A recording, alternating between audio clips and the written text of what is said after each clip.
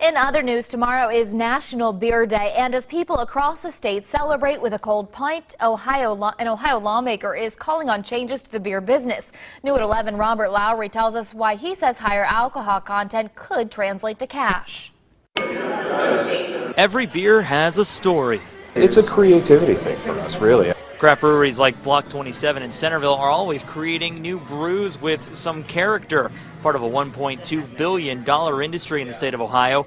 Like any artist, not always about the money. I mean, we like to always stretch the bounds as a craft brewer. It's all about quality and not necessarily quantity. But brewery owners like Steve Barnhart would like to have more quality options. If one Ohio lawmaker has his way, brewers across the state could have just that.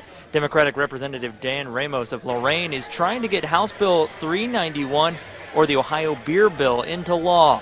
It would allow brewers to make craft beers with a higher alcohol content up to 21%, much higher than the current 12%. As a craft brewer, we rely a lot on our home markets.